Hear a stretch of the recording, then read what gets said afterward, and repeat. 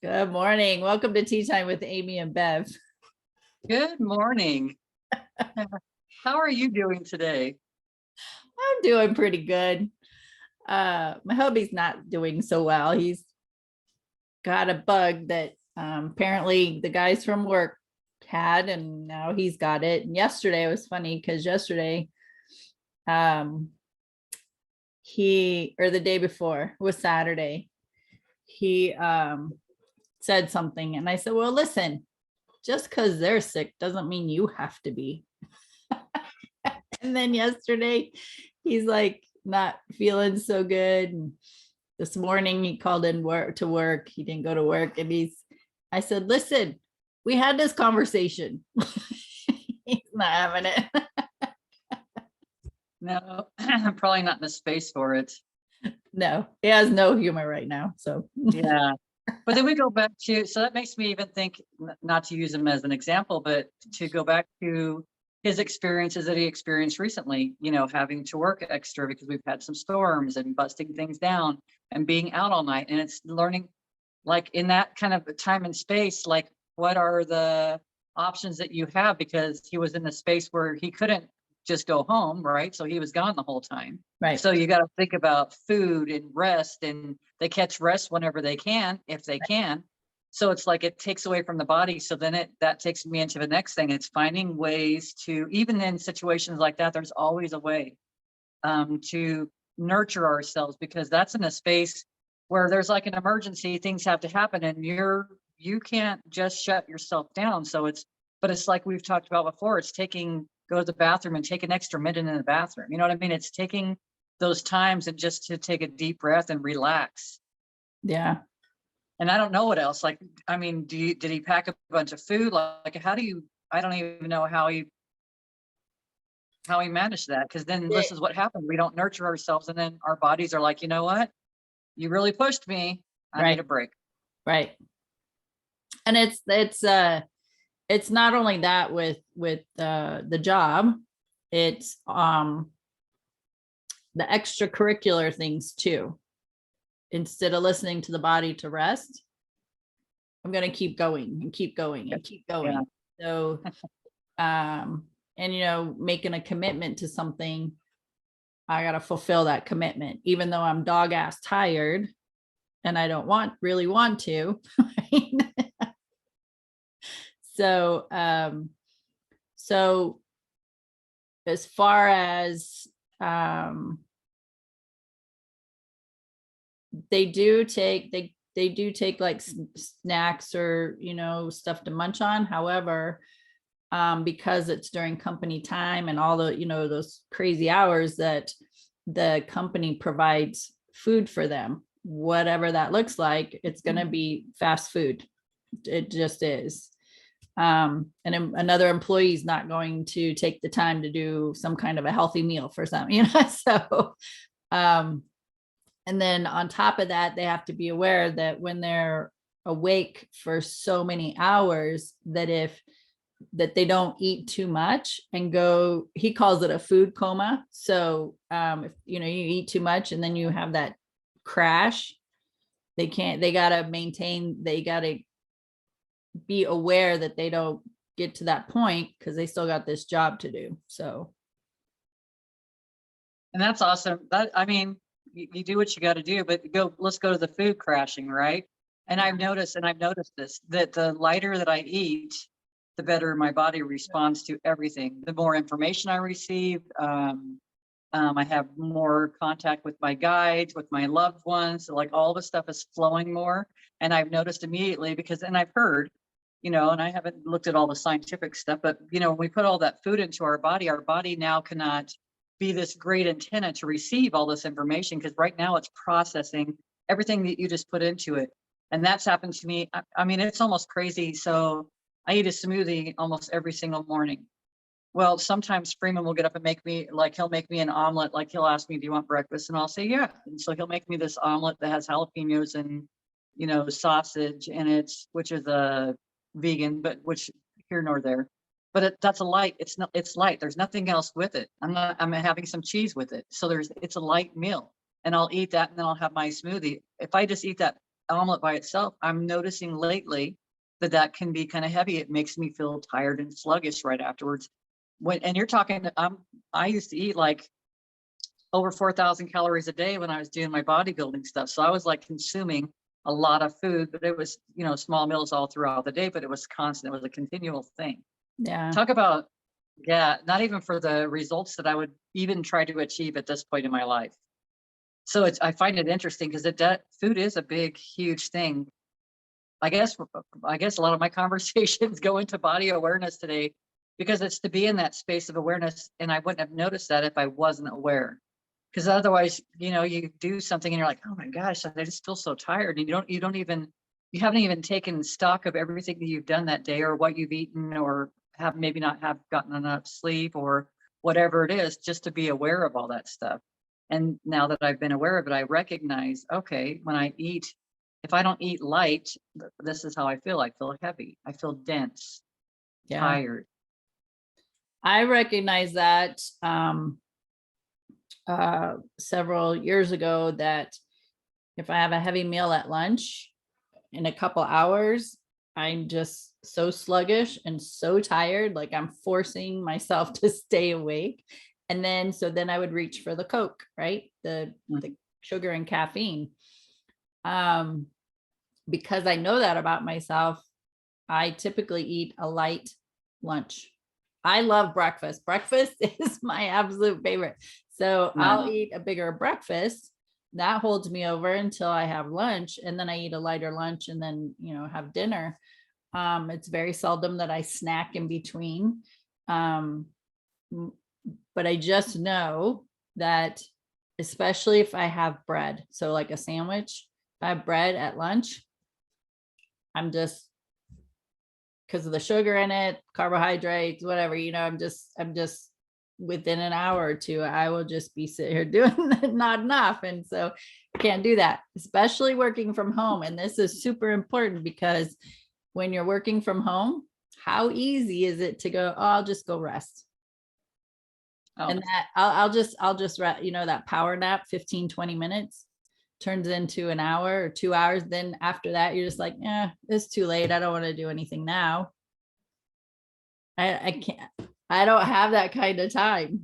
And so being very aware of that light lunch and then the afternoon, I'm really good.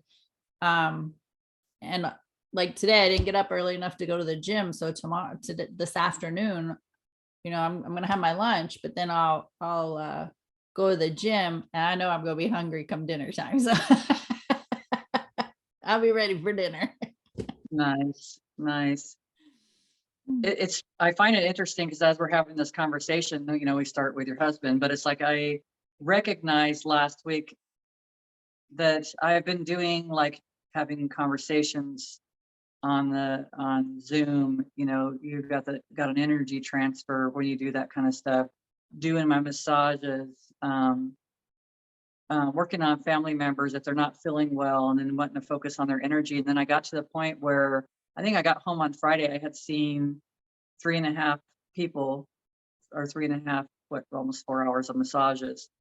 When I got done with that, I was like, I didn't have anything else. And I've been wanting to work on this. There's a gal that I know that she's in an Alzheimer's unit. And it's like, I've been wanting to work on her because she's non-communicative.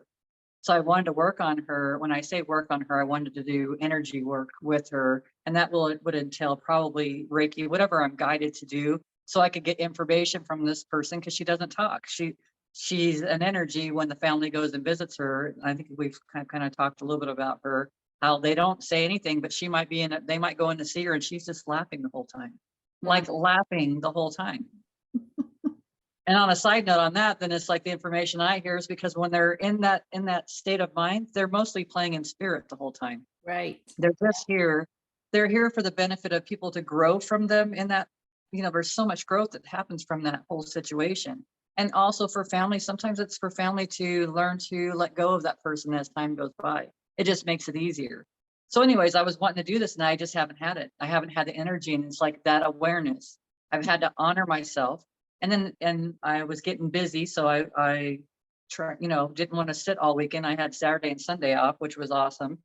But I'm sitting here and I'm like, oh, I need to go, I got to go finish this trench outside because we're getting rains and I need to make sure the water is, taken away from the house. And I want to clear out these weeds now because we've gotten so much wonderful rain. That's Mhm. awesome. Yeah. That my path to walk over to the cat house is like, there was no path anymore. So I cleared that. And I kept getting these messages, right? My right shoulder's bothering me. So it's my masculine side, my doing side. It's like, it's telling me stop. I'm getting attacked by freaking gnats out there. I have bites everywhere right now. And then I had them like, I could see them all down on my left side, like looking in the mirror. I had them through my neck and the arm. That's like, it's like, you need to stop. You're not listening to your intuition. Listen to your intuition. It's so funny. And that was my interpretation. That's what was true for me. And so it's hilarious, that whole awareness of the body and honoring ourselves. Yeah. I guess probably many people need to understand that this is so important right now. It really is. And we are going to have, I spent most of last week, I was tired. I don't know how you felt, but I was mostly in the mornings, I would be tired. I'd wake up and I'd feel tired. Last week I was doing pretty good. Nice. I mean, the full moon is energizing to me. And so I just had energy. Nice. I did good about getting up and going to the gym in the morning. Friday, was it Friday? I think it was Friday. My husband left. He went to go do some stuff, and I was just Friday and Saturday both. He had was out doing stuff, and so I was just go go go go go, and I felt good. I was getting things done, and then yesterday I didn't do nothing. I stayed, I'm not kidding you, Hallmark Channel all day. Nice. I just rested with him not feeling well, we went to bed earlier than usual. And so this morning was a little rough because, when you go to bed earlier, I think I've been sleeping for hours and hours and hours. And I wake up, it's like 2. Oh, and nope, going back to sleep. Right. And then, it's like 3. It's like, most days I probably should just get up. But I like being all cuddled up because we have our house super cool during the night. So I just cuddle back into the blankets. But yeah, yesterday there was stuff I could have done for my business, stuff I could have done, using my laptop. Like even just sitting there watching TV, I could have been working on my laptop, getting some stuff done. But I told myself, you need a day. You just need a down day. It's okay. Cause I'm looking at a computer all day, almost like every day for hours. And I needed a day. Like I didn't pick up my laptop. I was nope, not doing it. That's awesome. That is, because it's honoring yourself. It is honoring yourself. And I notice, and that's when awareness again. So when we get to when I get to the point where, like Friday, for me, when I was so tired, I didn't have anything else to give. I got to the gym and I'm yawning. I still made it through my workout and I felt like a little bit better. But by the time I got home, I was like, oh my God, thank God I'm home. Thank God I'm home. And I go to bed that night, and because I was in that space already. And of course, when you're in that space, because you've ignored all the symptoms ahead of time, now I'm not going to sleep right away. It's taken process, it's taken a process. I'm not ready to go to bed at 10 o'clock at night. And normally I'd like to be in bed at 10 o'clock at night. Yeah. So I'm going through that process and I'm like laying there and I'm like, God, and I'm not feeling good. Like my thoughts aren't good, all these things. And I'm aware of all this stuff. And I'm like, man, God, how could I feel better? And then I hear in my ear, sip of the divine. So sip of the divine is Suzanne Giesemann's, one of her techniques for meditation. She doesn't call it meditation. She says, how does it feel when I say, I'm going to go meditate. I'm going to go have a sip of the divine. So it's like, it's two different things. Instead of one sounding like a chore, right. The other one's like, I'm going to go relax It takes 3 minutes. So you go on the YouTube, you type in Sip of the Divine for Suzanne Giesemann. I think the video is like 15 minutes maybe, because she's talking about this process. And so she says, do that. So I hear this, and I have not done it yet, by the way. This morning I go on to YouTube because I'm listening to some stuff. And the first thing she says is like, it distracted me. It said healing with your hands, or healing energy, healing frequency for your hands, or something along those lines. So I'm like, okay, cool. Then next thing she's doing is she's talking about Sip of the Divine again. And she's talking about these devices that you can get that are like speakers that set into your hand, and they vibrate, and they also set off tones. And the tones are constantly changing, and they run for 3 minutes, which she says goes perfect with the Sip of the Divine. Okay, cool. Thumbs up. Now I go into the next video because I want to hear a thing. And what's the thing? She starts talking about Sip of the Divine. I'm like, you have got to be kidding me. I'm like, my guides are like, Bev, like, hey, we have told you 1,000 times. Yeah. And we'll tell you another 1,000 times because they love you. Sip of the Divine. It's so hilarious. And I like the way she talks about some of the stuff in this one I'm listening to. It's Messages of Hope, I think, what one of her radio shows, what it was playing. And it's talking about meditation, and it talks about, so let's go back to the awareness. People are always constantly talking about their mind chatter all the time, and meditation is not possible for them. She says, well, don't shut down your mind, which we've heard, but I like the way she says it. So she says, don't shut down your mind, because then you think you're doing something wrong and you're pushing against. But she said you can be aware of those thoughts that are coming in, and then play this game about, okay, this is coming from my guides, this is coming from spirit, this is coming from whatever, this is coming from me. So when you're laying there, or you're sitting there and you're in your meditation, and you start having these thoughts, and you can be like, to-do list, okay, that's great. That's not connecting to family, whatever. So it's like, scoot it out of the way. You like, just kind of brush it off. Next. Okay. So you start thinking about things in the past, and then you realize, okay, that's mine. Next. So you're not giving any energy to that thought, but you're not taking away from it. You're just more neutral. Like, that's not what I'm doing something else right now. Thank you. And after a while, you create such an awareness of your own thoughts that now you're able to decipher what you're receiving that's outside of self, or what's in your mind that's constantly on that wheel. Yeah. So it was just kind of cool. It was just a kind of a cool, different interpretation that I felt this morning that was awesome. And it is another way of just being, which is, I start today, just being more aware, more present, and practicing with all these tools that we have, all these gifts. Yeah, I want to hit on that about playing a game with yourself, because if you think about it with kids, when you want them to clean up their mess, what do? Clean up, everybody clean up, right? We make a song out of it. It's fun, it's lighthearted. And as adults, we make it a chore. It's a have to, I need to, and it's, like we've talked about before, it's not any of that. It's a get to. Yeah. Get to go have that sip with the divine. I get to sit here for a few moments and observe my thoughts without getting pulled down into the rabbit hole of them. I get to spend some time with myself. I get to, and making it lighthearted for yourself.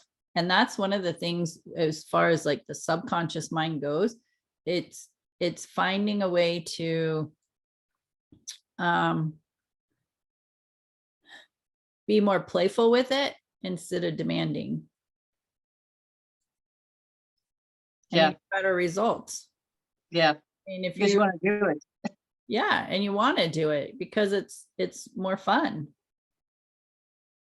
I mean, I love that sip of the divine, because it feels like, oh, just going to relish in this because this feels so yummy. Yes.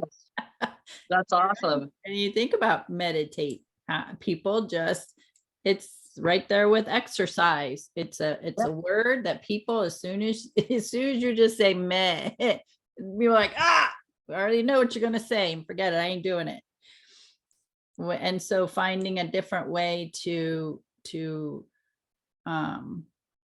be okay with the activity You just call it something else. Instead of exercise, you'll hear me say body movement. Move your body. Whatever what that means to you, move your body. Not going to tell you to go exercise. I'm going to go tell you, move your body. Nice. That, I mean, where we're at, we got a lot of rain. So there's a lot of weeds. And so you could just go out and, you know what, bending down, pull a weed, stand up, or squat, right? Squat, pull a weed and stand up. There's your body movement and you're pulling your weeds. It doesn't matter how you get it done, just do it. Yeah. And when you do it that way, when you were saying clean up, because I do that with my granddaughter, I can tell her, well, she's like, well, I want to go outside now. Well, we need to clean up what we've got now. I'm not going to. Yeah. I said, well, we're probably not going to go do anything else until this gets done. And then I can go through that conversation and have it to her where I can convince her, which is to me is a form of manipulation. So I can manipulate her into doing it. But I mean, I guess the other way might be considered clean up, but it's more fun. So I start singing the song to her. So then I thought, that's what I should do to myself. When I'm out there, it's like, oh man, these floors, I'm out in the middle of a desert. I have nothing around me. So we have dust. We open up the house. So we get dust in the house. I mean, I could dust it now and by tomorrow it will look like I never dusted it. I mean, it's because it is like that. Has been, well, it was before we started getting all these rain. And I use that as my excuse. Yeah. And then the floor, you know, the dogs walking across it, instead of thinking all those thoughts, I could, and again, reminding myself, I get to, but it's singing the same song to myself. Why not? Right. If that's what gets me motivated, it's just like you said, it's just having a perception of things a little bit differently. Yeah. Just like we're talking about, instead of thinking of meditation, it's sip of the divine. And I think she calls it, I think sip of divine is sitting in peace or set in peace, something along those lines, because she does all those kinds of words all the time. I forget what they're called. Yeah, but she does. Are they called anagrams? I don't remember. Acronyms. Well, it's because is it when she takes the first letter of everything, she'll make words up an acronym. Yeah. Oh, okay. I was gonna say I don't remember. I know she said it a few times, and it's like, oh, okay, that's cool. Yeah, my acronym for faith. My acronym for faith is finding answers in the heart. There you go. Yeah. There you go. Awesome. See, I'm learning everything every day. But yeah, it's about allowing, even as adults and in our responsibilities, we can still be playful about it. We don't have to create this to-do list and be like, I have to get this done, right?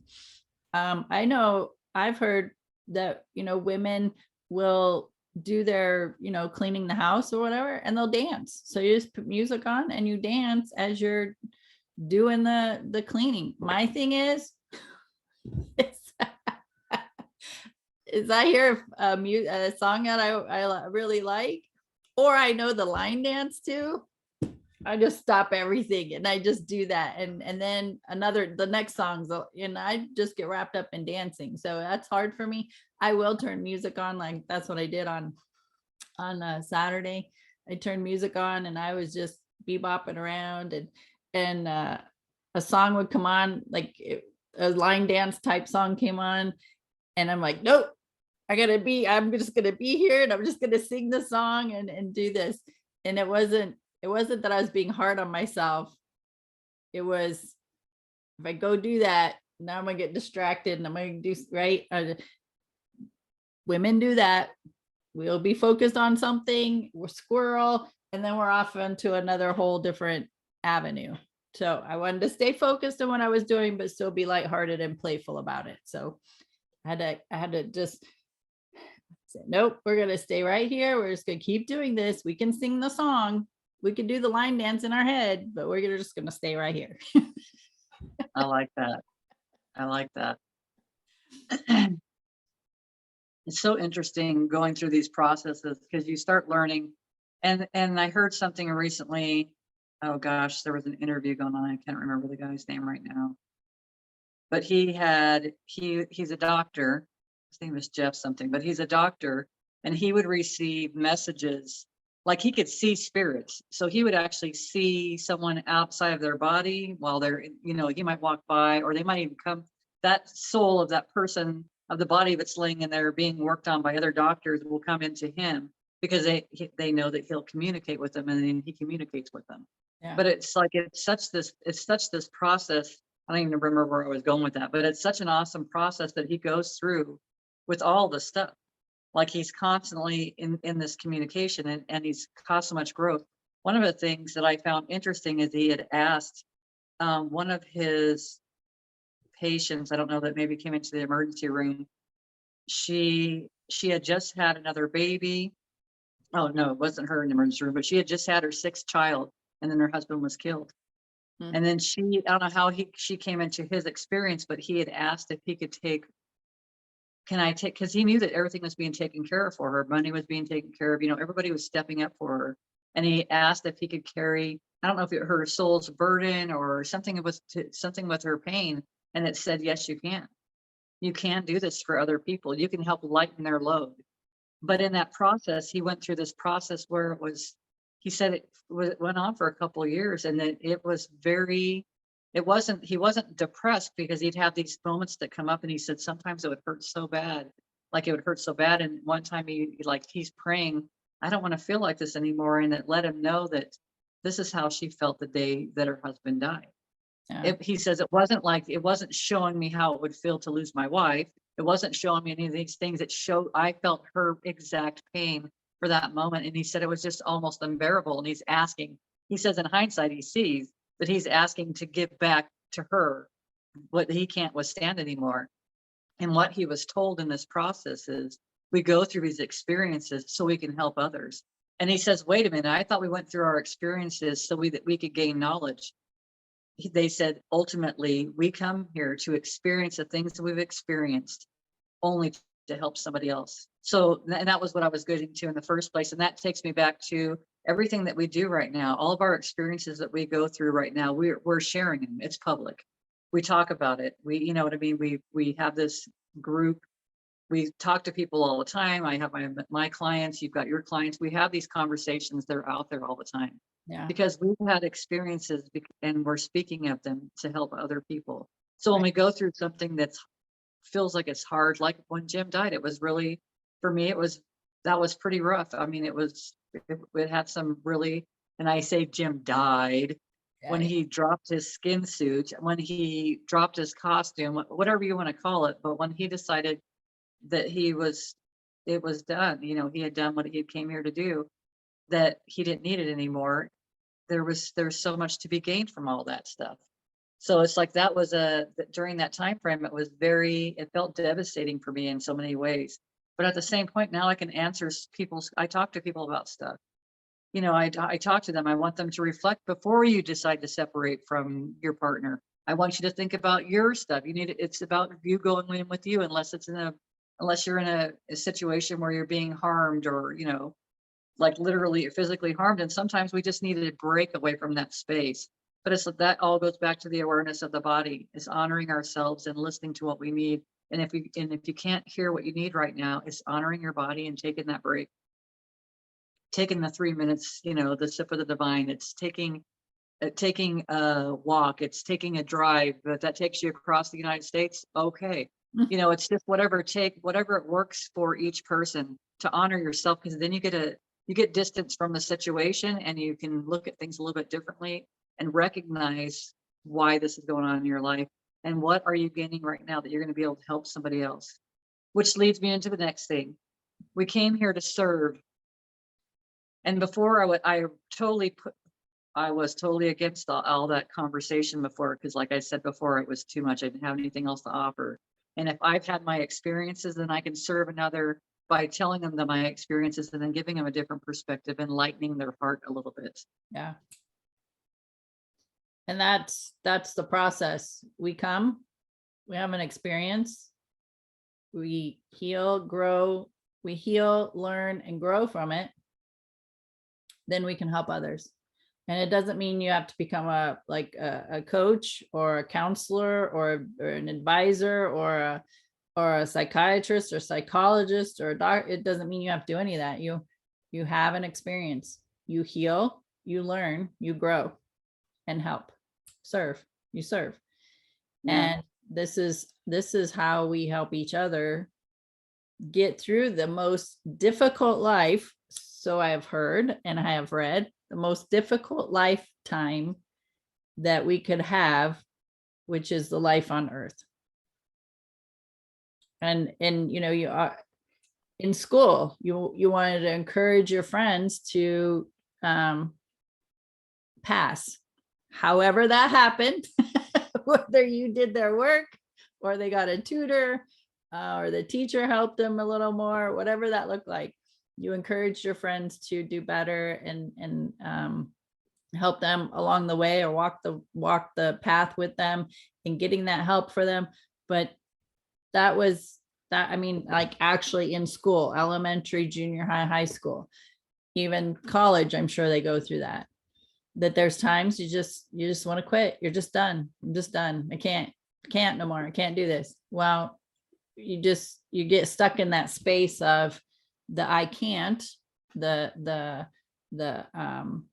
feeling of either hopelessness or defeat, or you just don't have the strength. And that's what we do for each other. Is we're each other's cheerleaders, we're each other's encouragers, we're each other's examples. And that's, it's not even, I mean, we just, all of us do it automatically. We just if there's somebody you care about, you automatically step in to help guide them, because you've had similar experience, or you know you have a similar, you have felt that way in a similar way. Because we're not all of us are gonna, you know, like know exactly, like I'm not gonna know exactly how Bev felt that when Jim transitioned, but I've had the loss of a loved one, so I know. And I'm not saying loss in the sense that I'm never gonna communicate with them again, and just that they're not here physically.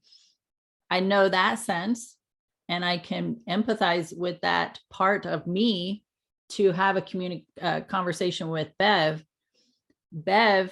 Her experience or emotions that she had,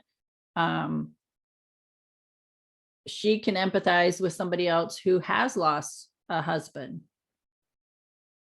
more so than I can. And that's okay. That's just what we're here to do, is just to assist each other to move in a direction that's going to help us feel better, help us feel like we have support. That's super important, to be in a community of people that support you, like-minded communities, and get that encouragement and that support that would be beneficial for you to keep going. Just keep going. It's like one moment at a time. I'm not even say a day. I'm not going to say it's one day at a time. It's one moment at a time. Because in any given moment, anything can happen. Any trigger could happen that's going to spark that emotion. You're just going to have a meltdown. It's just one moment at a time. And if that moment is to have a sip of the divine, that's what you're going to do in that moment. If that moment is to go move your body, that's what you're going to do in that moment. And just, to me, I'm just like, keep going. Just keep going. One moment at a time. And if you're having a moment where you're struggling, that's when you definitely want to reach out. Hey, I'm struggling in this moment. I just need to talk to somebody. Or can you give me some words of encouragement? Or feeling stuck, can you help me see a different perspective? That's your support team. That's what your support team's there. Pray for me. I need prayers. It's okay to ask. And that's where we go back to what we've been talking about for over a year now, is asking. Ask for the help. I had a conversation with a lady over the weekend, and she got triggered about the loss of her husband. And she's like,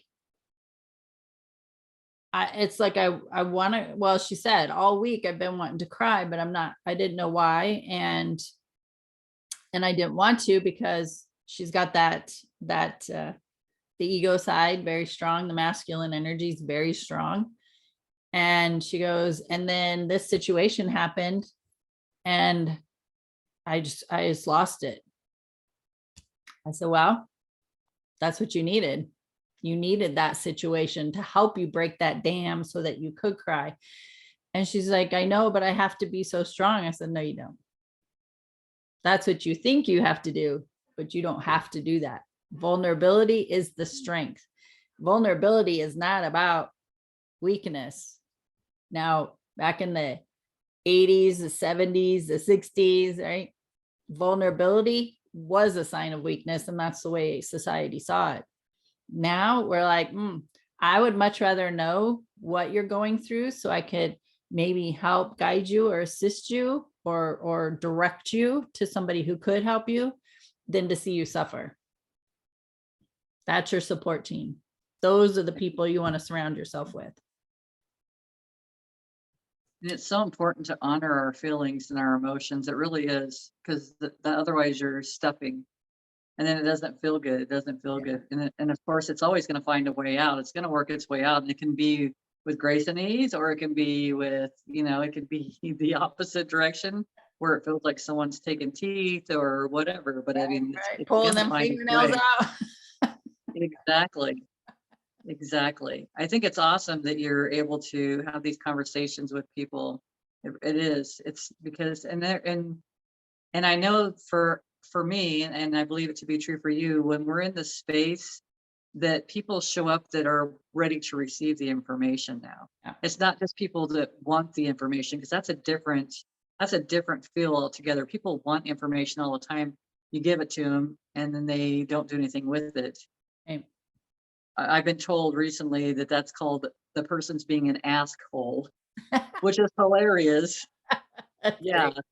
Yeah, that was courtesy of Freeman, but yeah, because they're constantly asking the information, but never doing something with it. And they come back to you again, asking for the information. And it's all right. It's to love and honor them. That's just where they're at. That's exactly where they're at right now. And then that loving and honoring someone is like when you have people that are in your experience that repeat the stories over and over and over again. And instead of automatically, because sometimes if you think about this, is what's coming to me, we repeat our stories over and over and over again.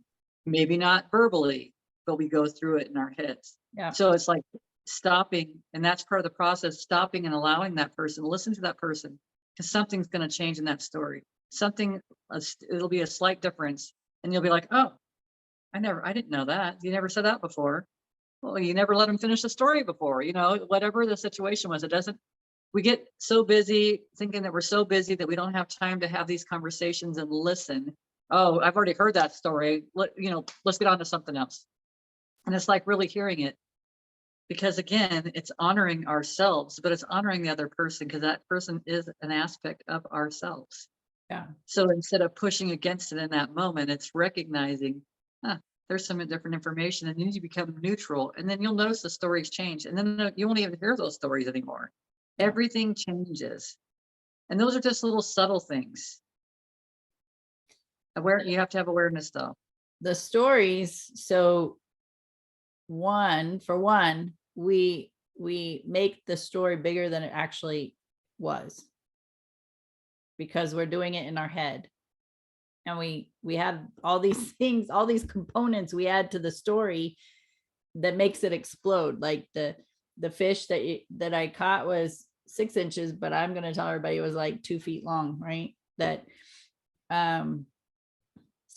the reality of the story is way different than the story that you tell.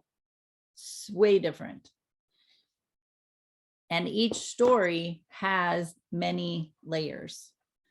And that's why when somebody tells a story that they're in the story of, the muck and guck, the sadness, the depression, the shame, the guilt, that each time they tell a story, there's different components, because now they've added in other layers that have come to the surface. But the thing is they think that the story they're telling is the problem. The story that I'm telling isn't the problem. The story is pertaining to things that have happened when I was a child. And as I tell that story of my reality today, the story, like a current situation, if I was to tell that story now, and each time I tell a different person, a different piece is added, right? Different components added. And it's because it's triggering in me things that happened eons ago, years ago, but now it's being stirred. And that story today would be how to help me, if I so choose, and this is key, is it's a choice. If I so choose to really look at that story, what is this story? How is the story making me feel? And when I get into the feeling of it, the emotion of it, then I can identify, oh, this story today that happened currently is reminding me of a situation that happened when I was 7, let's say. So the picture, the story just keeps expanding because I'm still holding it within me, the crap from years ago that I have never processed. And that's with this lady who said, I've been wanting to cry and I don't know why. And I wasn't able to because I felt like, it's going to make me feel weak. I have to be strong. And when she told me the story of today, the current situation that made that dam break, and she pretty much lost it, like she just cried, it was releasing the emotion that she'd been harboring from years ago. And it was like, you needed that situation to allow yourself to cry and release that emotion out of your body. Any other thing, you wouldn't have associated it with the past. It would have been something that happened now and it just made you cry and then you move on.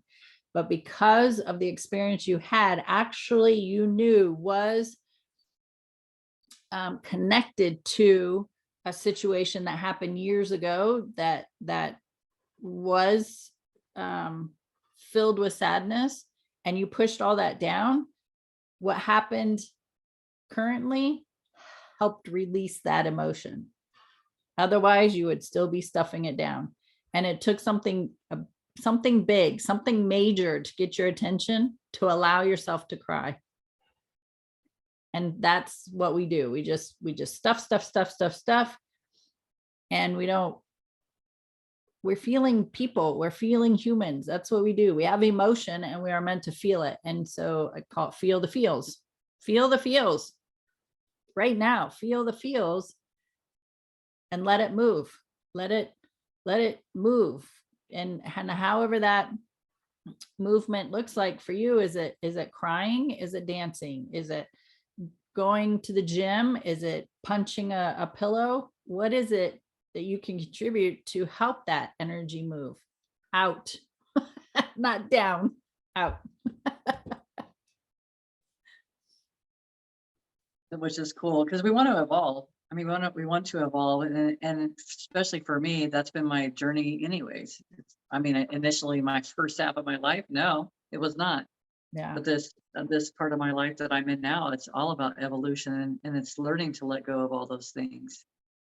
And it's a wonderful journey when it can come to the surface like that. Really, it kind of surprises you sometimes how things happen, but like you said, it's like it's a divine appointment again, because it's divine to be able to allow yourself, to just let go, not even allow yourself, you just feel it and let it go.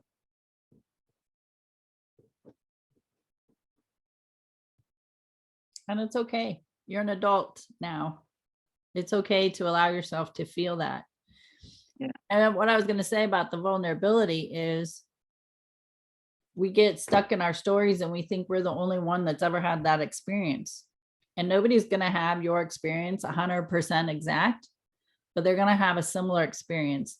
And what's powerful, especially like in groups. So when we have classes and we come together in a group, and when people share their stories of their past, of their childhood, and what they're dealing with now, it's awesome to see how many other people relate to that one person's story.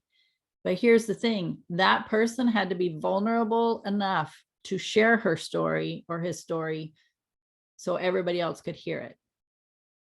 And then it's like, you can just watch people, like in a classroom setting, you can just watch them because they're tense.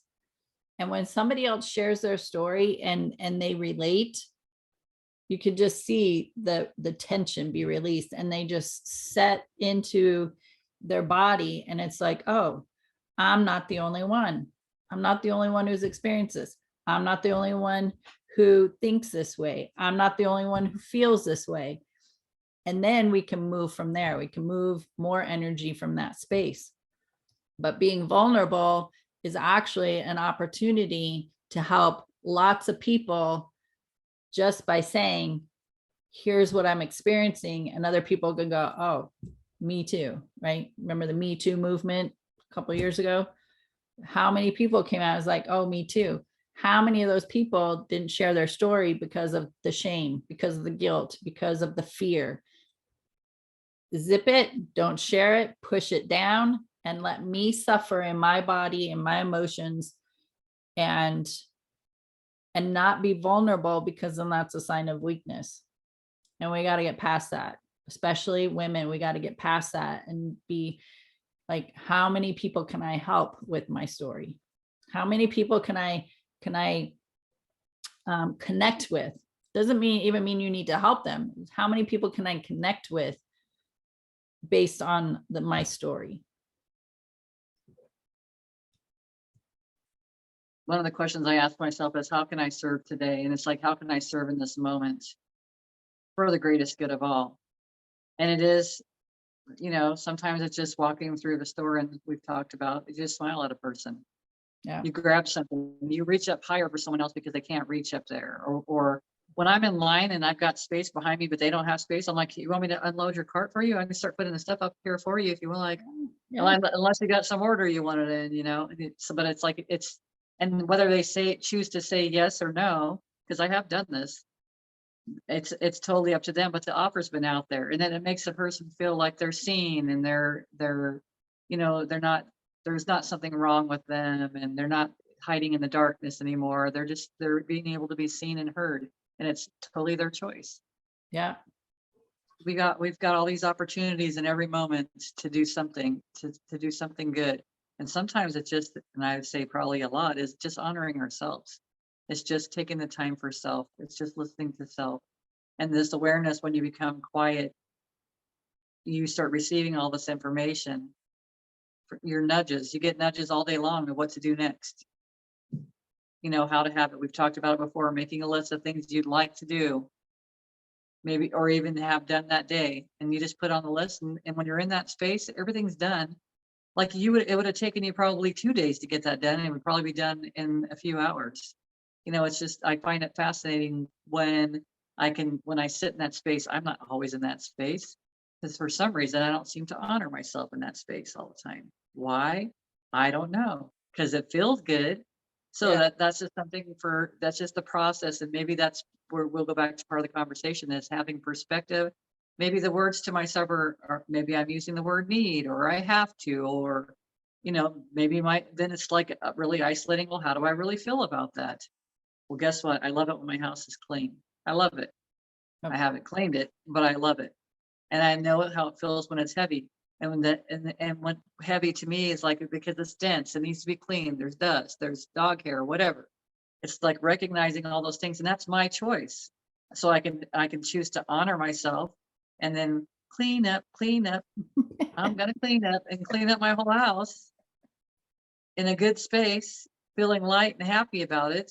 Or I could sit there in that dense space and think, oh God, because the energy matches. If I keep thinking, looking around, I'm like, man, I really need to dust. I got a vacuum. Man, this is so. And then I just sit and look at it, but I never get up to go do it, because first of all, I'm using the word need, which keeps you in a constant state of needing to do something, needing to acquire something. And it's not even true. It's just recognizing, back to that, just recognizing what feels better. Well, it feels better when the house is clean. Simple. Okay. Well, how can I feel good right now? Okay, I'm aware, I'm quiet, I'm listening. Oh, I think I'm gonna go dust. It's just that simple. And you don't even think about it at that point. And then it's like an urge. You end up in the kitchen. Next thing you know, you've got the freaking dust, the spray and the rag or whatever you use to dust, and then you're already doing it because you just planted that seed. That nudge just kind of takes you all over the place, and Yep. then it feels And good. as you were talking, what I recognized too is, um, I think the full moon is a time for me to really clean because that's when I'm the most energized. Nice. So utilizing that, right? Like really being aware of how you feel and using that. Yep. Like That's if pretty I awesome. know I have energy during the full moon, then that would be the time to really just bam, bam, bam, bam, bam, get things done. Because that's the type of energy I have. It's like, okay, let me get this done. And let me get this done. And I just go and go and go. And I feel great and I feel energized and it's accomplishment. It feels good. And then I had a day of rest. I Yeah. took that moment, that the opportunity to have a day of rest, not do anything. And I guess probably don't give enough credit to that's just more cleansing and purging, really, especially like around that time frame. But honestly, our bodies have ways of purging so many different ways. And then it's cleaning the house, it's purging of the extra stuff in the closet, it's going through your drawers and reorganizing and being like, geez, I haven't seen this for like 15 years. I Yeah, haven't worn this for a year or 2 years, or right. maybe you're gonna wear it now, or maybe it's like, it's time to go. Time to go. Yeah. So that whole cleansing and purging, which makes everything feel lighter, then you're even lighter. Then you have less junk around you, and then you have less junk in your mind running around in there. Yep, it's clearing. What do we say? Clear the clutter. Clear the Yeah, clutter. nice. Move the energy. It doesn't feel good. It feels heavy when things are dirty. It It just does. does. It just feels heavy when the sink is full of dishes or the dust is accumulated or having to vacuum, it just, the laundry's piled up. It just feels heavy. And it's getting the mindset to get it all. And it doesn't have to be all in one day. Spread it out. Today I'll do the vacuuming. Tomorrow I'll do the dusting. Next day I'll do a load of laundry and just spread it out.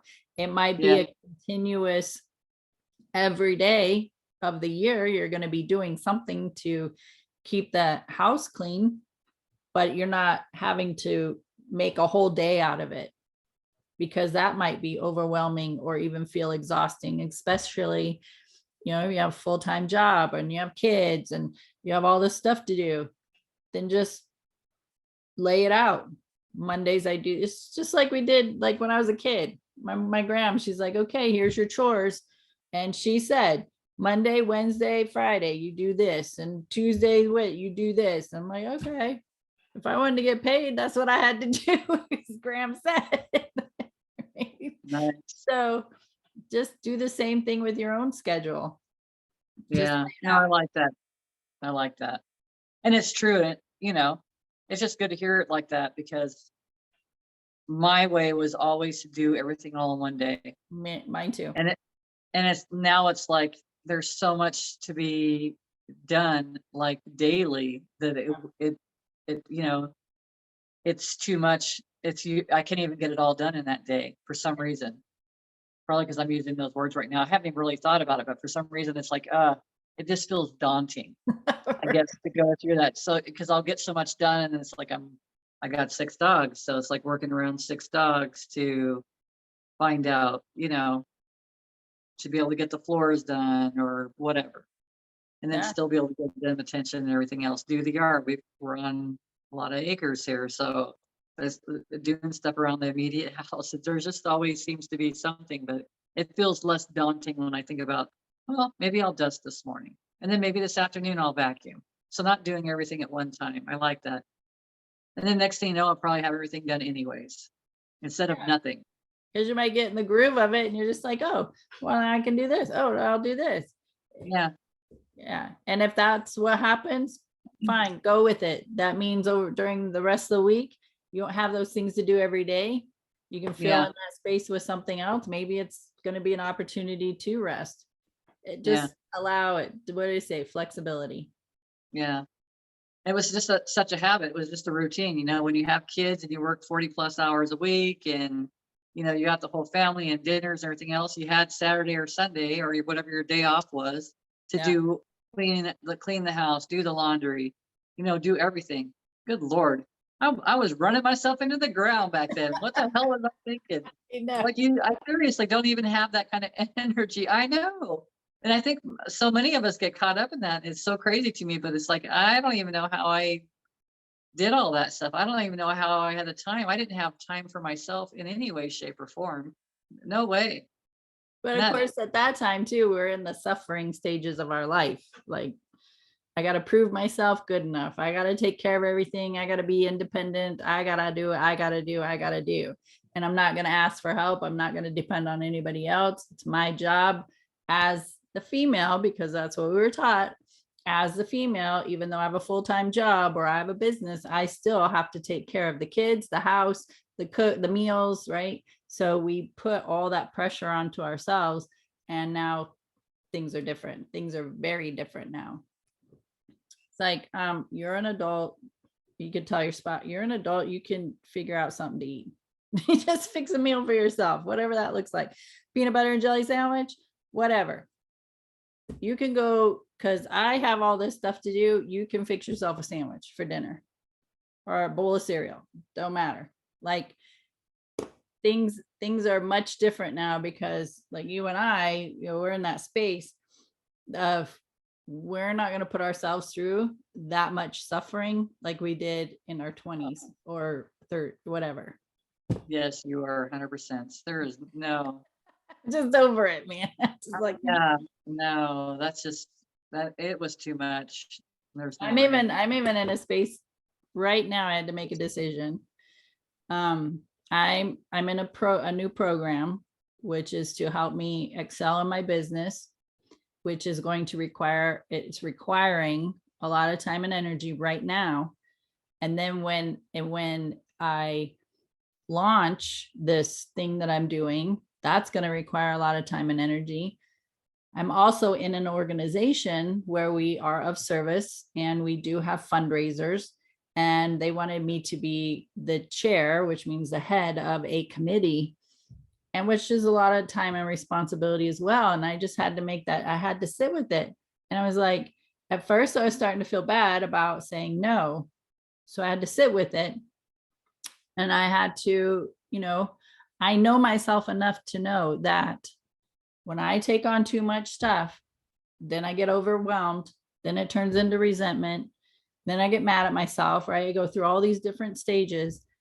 And I'm like, with where I'm at right now and the direction I'm heading, I can't take on that other responsibility. And I'm putting time and energy into what's fueling my desire and our like family support system financially. And yes, I would be of service. I can still be of service. I can still be on the committee. I can still contribute time and energy, but being the head of the committee takes a lot more time and energy. And I know myself enough to not put myself in that position, because I don't feel like I need to suffer that much anymore. I don't have to prove myself to anybody else anymore. Like, I'm proving myself to somebody that I'm good enough. I think I'm pretty much over that. I'm pretty much over that idea. And so it took me a lot to do that. I did the text before we did this recording that I'm like, I will be on the committee, but I don't want to be the chair of the committee. And I had to feel okay with that, sending that. So it took me a minute to do it. Which is awesome. It's like, thank you for thinking of me. Like, that's a huge honor. Yeah. Like, it's, thank you. But recognizing serving others, and I'm not saying that you don't, serving others doesn't mean that we sacrifice, because if there's sacrifice in it, then you're not serving for the greater good. Yeah. Ever. So you're always doing, when you're serving, it feels great. It's like a constant flow of energy in and out. It's effortless. To me, as far as that goes, you might have to put some sweat, sweat into the job or something like that, but the flow, the benefits from everything for yourself and for the other person is it's like that infinity, right? So it's just such a flow from one person to the next, or one to the earth and back, whatever it is, but it's never self-sacrificing. If you get into a space like that, as an example, if you would have got into that space and like, yeah, but they really honored me. They really thought, I feel honored they did that. I feel, oh, and then you start going through that process. Well, I probably should go ahead and do it. I probably should. Oh, but I really don't want to. And it's like, if we don't pay attention to how we're feeling about stuff like that, because that feels so heavy. And if you recognize that, then we automatically steer away from that and honor myself and like, wait a minute, you process why you're feeling like this. Is there something that I really want to do? You don't just like, nope. Before something like that would come up, I'd be like, oh, now I process it because I want to know, where is this coming from? Is this coming from, like you said, this wasn't something that was feeding your passions, in so many words. This wasn't something that you're passionate about, but something else you are passionate about that will serve so many, which is so amazing. And it serves all along the path. And that feels good. So then you follow that passion, and it's because it's, again, not doing what somebody else would like you to do. Because if you sat in your empathic ways and felt that, oh gosh, they really want me to do this, they really think this about me, they really feel this about me, and I could do it. I could do it. But also honoring self and knowing what you have time for and what you have energy for. It's just such a process. Yeah. I say it's such a process. It really isn't. It's so simple. It's just as simple as paying attention to how you feel. It's such a process when you go through that whole process and have to get yourself to that final answer. That can be such a process. But as you learn, you start recognizing what feels good to you and what doesn't feel good to you. You Yeah. don't even have to go in and analyze anything. You just automatically steer yourself in the directions, because someone else that could really use that job, that really could benefit from that job, could grow from that job, could be such a great teacher of that job, gives that other person the chance to step up and have that opportunity, instead of us like, oh, okay, I'll go ahead and do it. Yeah. An obligation. I'm obligated Yeah, if I have to do this because they asked me, and not wanting to let other people down. yeah, I don't want to let, they're looking at me to do this because they believe in me.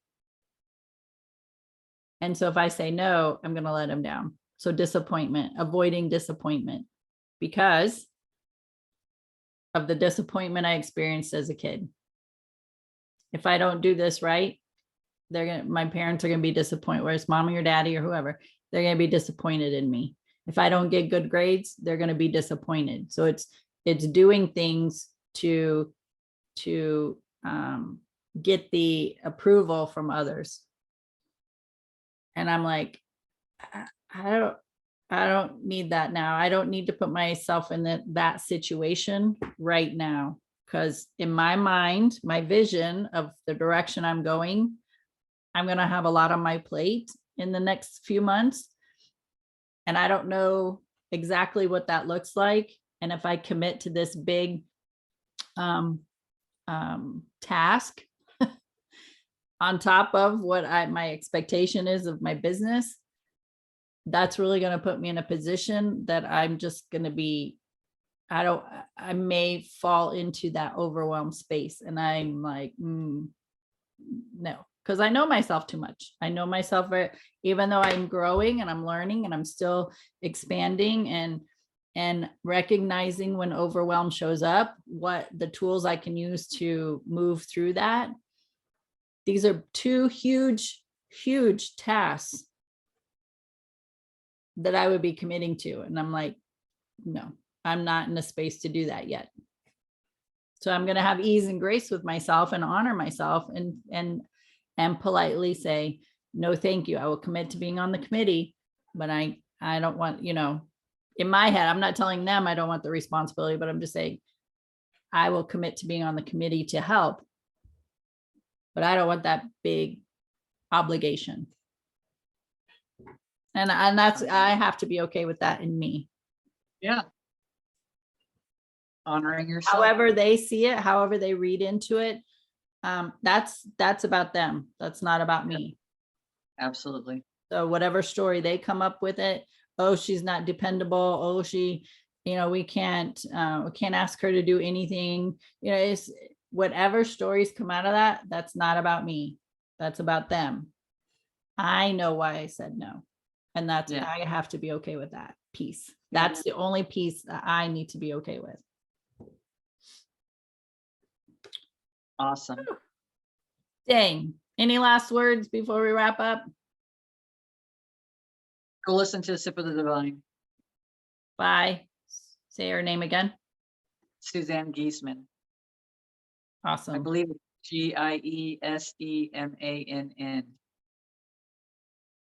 Wow, that's a way different spelling. Spell it again. Giesemann, I believe. Wow. I believe that's. I was way off on that. You'll find her. I think if you just type in the Sip of the Divine, you'll find it. You'll just know it's by Suzanne Giesemann when you're looking it up. Because Awesome. I found it like right away. Nice. All right, my friends, thanks for hanging out with us. Tea Time with Amie and Bev. We're here every week, and hope you find some benefit through our sharing of our own life experiences and our wisdom and our knowledge. And please share this with your peeps who you might find get some benefit out of it as well. Make a magical week. Thanks for hanging out with us. Thank you.